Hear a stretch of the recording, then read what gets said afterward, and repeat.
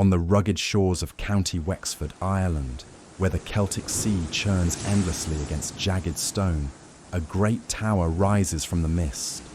Its white and black bands stand bold against the sky, a sentinel of stone that has outlasted kings, kingdoms, and centuries of storm. This is Hook Head Lighthouse, one of the oldest operational lighthouses in the world. Its foundations were laid nearly 8 centuries ago by the monks of St. Duban's monastery, who kept beacon fires burning atop the headland long before the tower was raised. Legend tells of the Welsh Norman knight, William Marshall, Earl of Pembroke, who ordered the construction of a permanent lighthouse in the early 13th century. Under his direction, the monk's flame was given a body of stone, built to withstand the centuries. The lighthouse, first ignited around 1172, became a guiding star for mariners braving the treacherous waters at the mouth of the River Suer. Those waters were infamous for wrecks.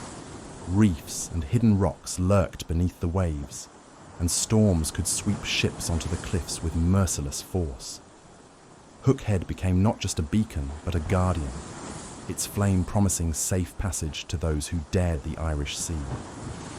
Yet, with every promise of safety, there lingered a shadow. Those who never made it to shore, whose souls were claimed by the waves. It is said that their spirits, restless and unmoored, still linger in the spray and stone around Hook Head. For centuries, keepers lived within the great tower, their lives bound to the rhythms of oil lamps, tides, and storms. Families sometimes stayed, their children playing in the shadow of the tower, their laughter mixing with the cries of seabirds. But the work was relentless. In the early days, keepers climbed the spiral stairs with buckets of coal or oil, tending the great flame through long, cold nights. Sleep was scarce, for a moment's neglect could mean disaster at sea.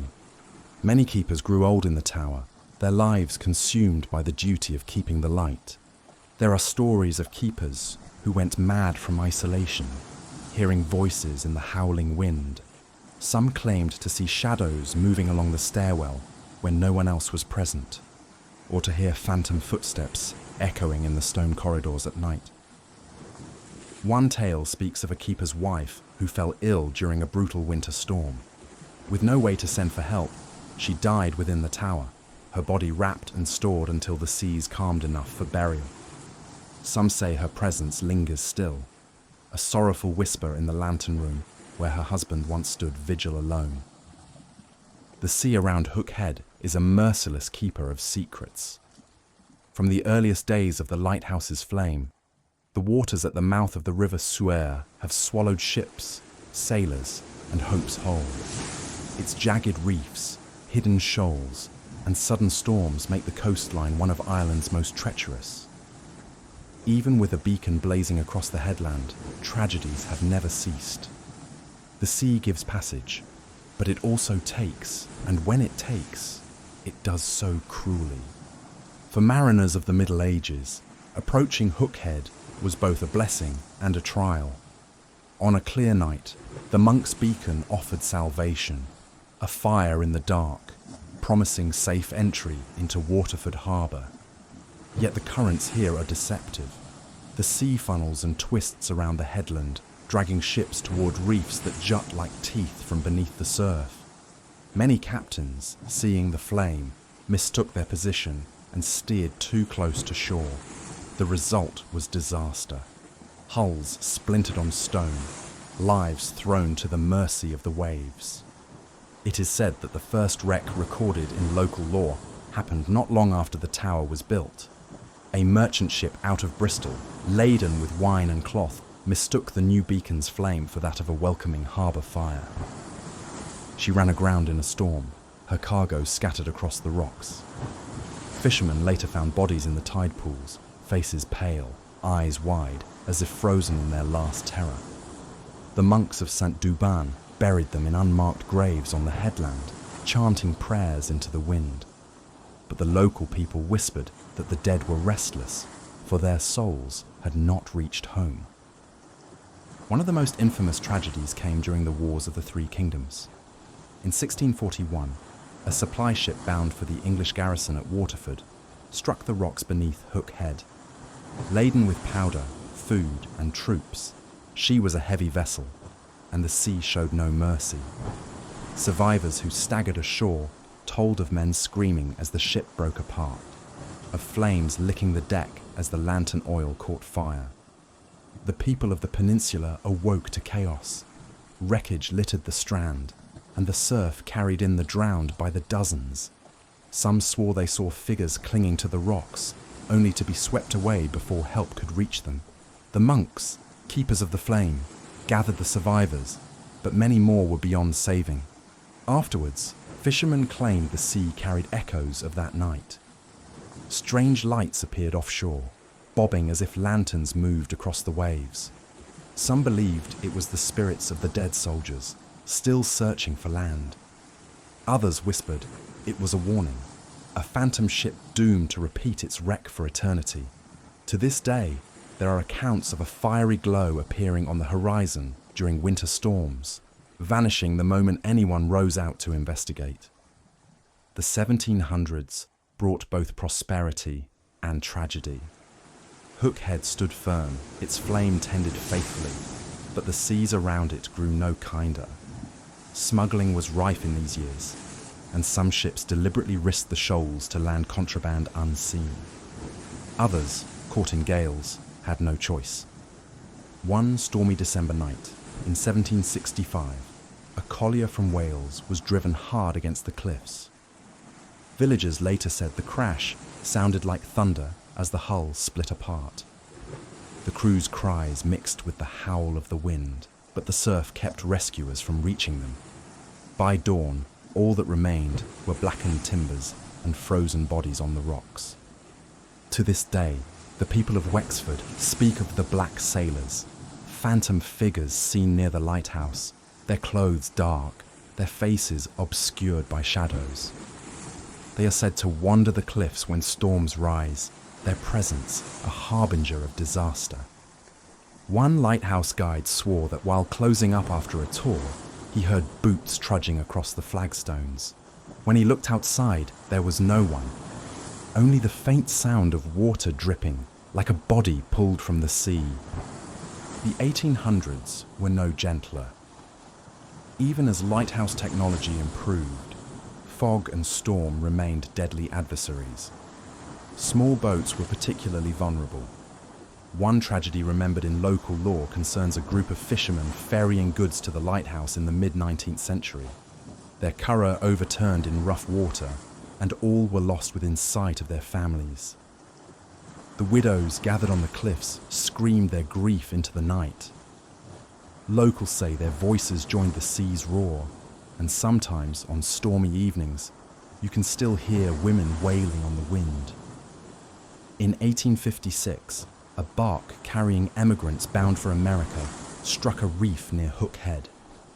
Panic broke out as the ship listed heavily. Lifeboats were lowered, but the waves crushed them against the hull. Many drowned before rescuers could arrive. Survivors later recalled the sight of children swept from their mothers' arms, vanishing into the boiling surf. The dead were buried in nearby graveyards, but tales persist of spectral children seen near the lighthouse stairs, tiny handprints on the cold glass of the lantern room, giggles echoing in empty halls. The First World War brought new dangers. German U-boats prowled the Irish Sea, hunting Allied vessels. In 1917, one such submarine torpedoed a naval ship near Hook Head. The explosion lit the night sky, and the sea burned with oil and fire. Locals watched in horror from the cliffs as men leapt into the waves, their uniforms ablaze. Only a handful made it to shore alive. The dead washed ashore for days, their faces swollen, their belongings tangled in seaweed. The lighthouse keepers did their grim duty, gathering bodies, cataloguing effects, and digging temporary graves. In the years that followed, mariners told strange tales. Some nights, they claimed, the beam of Hook Head illuminated not the sea, but the ghostly outline of a warship drifting silently past. Its decks were crowded with men, pale and dripping, their eyes fixed on shore. A phantom convoy, doomed to sail forever in waters that had claimed them. The tragedies of Hook Head were not confined to great ships. Local fishermen who lived by the sea and depended on it for their survival were often its victims. Currents could turn a calm day into disaster, and sudden squalls could capsize even the most experienced sailor's boat. There is a tale, still told among old families in Wexford, of 3 brothers lost in a storm in the 1880s. Their boat never returned, though wreckage was found weeks later. Their mother, consumed by grief, went daily to the cliffs, swearing she could see her son's figures out on the water. Long after her death, others reported the same. 3 shadowy figures rowing just beyond the break, never reaching shore. Some believe these spirits are guardians, warning others away from danger. Fishermen who ignored the sight of the phantom boat sometimes never returned. Those who heeded it, however, lived to tell the tale. Hook Head's tragedies are not confined to any one century. Even into the 20th century, wrecks occurred, though fewer with the advent of better charts and modern navigation. But the stories endure, passed down in families, whispered in pubs, retold to visitors standing awestruck before the great lighthouse. Every stone of the headland feels heavy with the weight of these losses. The wind that tears across the cliffs carries more than salt spray. It carries echoes of voices lost to the waves. Fishermen swear the sea moans differently here, as though filled with the cries of the drowned. Tourists, unaware of the tales, sometimes report sudden chills or the sense of unseen eyes watching them as they gaze out at the restless horizon. Paranormal investigators who have visited Hook Head often focus their attention on Chapter 3's tragedies. Electronic recorders have picked up cries that sound like pleas for help, though no boats were in sight. Thermal cameras have captured human-shaped figures moving across the rocks at night, vanishing when approached. In one investigation, a team set up near the cliffs where the 1856 emigrant ship wrecked. As they asked questions into the night air, one recorder picked up a faint but distinct voice, female, soft and desperate, whispering, "Save the child." Another group claimed that during their vigil in the lantern room, the glass fogged over suddenly and the outline of a handprint appeared. Small, child-sized. These hauntings are not malicious, but they are persistent. The dead of Hook Head seem to cling to the place where their lives ended, unable or unwilling to depart. The wrecks and tragedies of Hook Head are not just history. They are part of the very soul of the place. Every visitor who walks the cliff path, every tourist who climbs the lighthouse stair, is treading upon centuries of grief and memory the sea takes, and it does not give back. Yet the lighthouse continues to stand, its flame a promise against the darkness, its beam cutting through the mist as it has for over 800 years. But the tragedies it has witnessed are never far from the surface. They live in the stories of locals, in the cries of the wind, and in the shadows that sometimes linger too long in the corner of one's vision. Hook Head is more than stone and flame. It is a monument to survival and a mausoleum for the countless souls claimed by the sea. The sea may have claimed countless lives near Hook Head, but the lighthouse itself has long been a vessel for stories of a different kind. Within its thick stone walls, where centuries of keepers climbed the spiral stair and tended the flame, something lingers. Some say it is memory, pressed deep into the stones. Others say it is the restless spirits of those who lived and died within its shadow. Whatever the truth, the tower has earned a reputation as one of Ireland's most haunted places. The earliest tales of a haunting reach back to the tower's birth. The monks of St. Duban, who kept the beacon fires before William Marshall built the stone lighthouse, were men of faith and duty. It is said that one of them, unwilling to abandon his sacred task even in death, still keeps vigil at Hook Head. Visitors have reported seeing a figure in a hooded robe wandering near the base of the tower on misty nights.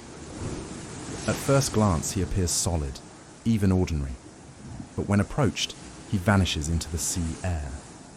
Guides call him the Silent Monk. Some say he kneels along the cliffs, hands clasped in prayer, while others swear they've glimpsed him carrying a lantern that casts no light. His presence is not feared but respected, a spectral guardian ensuring the flame never fails. Life at Hook Head was often harsh for lighthouse families. Storms could isolate them for weeks, leaving them cut off from help. In the 18th century, one keeper's wife fell gravely ill during such a storm. With no way to fetch a doctor, she died in the tower, her body kept in a shrouded room until the seas calmed. It is said that her spirit lingers. Staff working in the Lighthouse Museum tell of hearing the sound of soft weeping in empty rooms. At times, the scent of lavender, her favourite herb, grown in a pot outside the keeper's quarters, fills the stairwell, though no flowers are present. Visitors sometimes describe the feeling of a woman's presence nearby, gentle but sorrowful, as if still mourning the life she was denied. The lantern room, where the great lens casts its beam across the sea, is the heart of the lighthouse. It is also, many believe, the most haunted part. Keepers over the centuries reported unsettling visions here. A shadowy group of figures clustered around the light, their forms indistinct, but their presence heavy. Some felt icy fingers brush their arms as they adjusted the lamp. Others swore they saw a face reflected in the glass that did not belong to them. One modern visitor recounted standing at the top, admiring the sea view, when she noticed a reflection in the glass. A tall man in a heavy coat standing behind her. She turned quickly, but no one was there. The reflection had vanished, yet the glass remained fogged, as though someone had breathed upon it.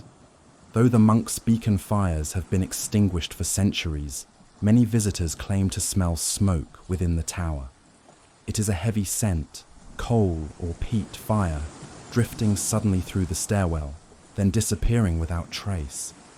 Some staff believe it is a memory of the monks' eternal flame, imprinted upon the stone itself. Others connect it to more tragic origins. In the early days of oil lamps, fires within lighthouses were a constant danger. Some speculate the phantom smoke is tied to a forgotten accident, a blaze quenched but never erased from memory. Hook Head, even in its automated age, still feels inhabited. Caretakers and tour staff who lock up at night often report the sensation of being watched. Some refuse to stay alone in the tower after dark, claiming they feel unseen eyes following them up the stairs. One worker described finishing his shift when he heard the sound of a heavy door slamming above. Knowing no one should be inside, he rushed up the stairwell, but found every door open. He descended again, only for the door below him to slam with tremendous force. Terrified, he fled. Later, when he returned with another staff member, all doors stood quietly ajar, as if untouched. The ghosts of Hook Head are not malevolent, yet they are persistent. They seem tied to the life of the tower, monks who lit its first fires, keepers who tended its lamps, families who lived and died within its walls. They are woven into the very stone, their stories inseparable from the lighthouse itself. For some, the experiences are unsettling, a reminder that death hovers close. For others, they are comforting. The monk in the mist, the keeper's wife, the laughing child, all serve as echoes of devotion, love, and play, enduring even beyond the grave. Standing in the lantern room, the Atlantic stretching endlessly below, one cannot help but feel it. The air is heavy, not just with salt and spray, but with centuries of presence. Perhaps it is only imagination, stirred by history and suggestion. Or perhaps it is something more, the souls of those who never left, keeping watch with the eternal flame. Hook Head has stood through wars and upheavals. During the Cromwellian conquest of Ireland in the 17th century, it was feared the tower might be destroyed, but it endured. Later, during World War II, the so-called emergency in Ireland, the lighthouse remained a vital marker for shipping lanes, even as German aircraft flew overhead and submarines lurked in the deeps. It was during these years that keepers reported some of the most intense paranormal activity. One man, alone on duty, swore he saw a group of shadowy figures standing in the lantern room, their faces obscured, their presence heavy and cold. When he stepped inside, the room was empty, yet the light sputtered as if disturbed by unseen hands. Others claimed the sound of mournful wailing could be heard along the cliffs, particularly on anniversaries of great wrecks. Locals said it was the banshee of Hook Head, mourning for sailors who would soon be taken by the sea. Today, Hook Head Lighthouse is automated, its great Fresnel lens flashing faithfully across the waters without the need for a keeper's hand. It has become a place of tourism and heritage, drawing thousands each year who climb its ancient spiral staircase to see the view from the lantern room. Yet, even in its modernity, the past lingers. Staff working late have reported the unsettling feeling of not being alone. Some hear doors opening and closing when the building is empty, or smell the faint scent of smoke from a coal fire. Though the fires of the monks have been cold for centuries, paranormal investigators have visited Hook Head, recording unexplained voices and strange electromagnetic activity in the tower. One recording captured a deep male voice muttering in Irish, though no one present spoke the language. Beyond the tower itself, the entire Hook Peninsula is wrapped in myth and legend. One story tells of the devil's footprint on the rocks below the lighthouse, said to have been left when Lucifer himself tried to claim the souls of drowned sailors. Another speaks of a hidden treasure buried by pirates, guarded by a phantom hound that prowls the cliffs at night. There are also tales of the Selkies, seals that could shed their skins to walk as humans. Fishermen swore that on moonlit nights, they saw pale figures dancing on the beaches near Hook Head, their laughter carrying over the surf. Some believed the lighthouse's flame drew them from the sea, like moths to a candle. Whether folklore or something more, these stories blur the line between history and myth, anchoring Hook Head as a place where the natural and supernatural meet. Hook Head Lighthouse has burned for more than 800 years, its flame guiding sailors, comforting locals, and sparking imaginations. It is a place of survival and tragedy, of faith and fear, of history and haunting.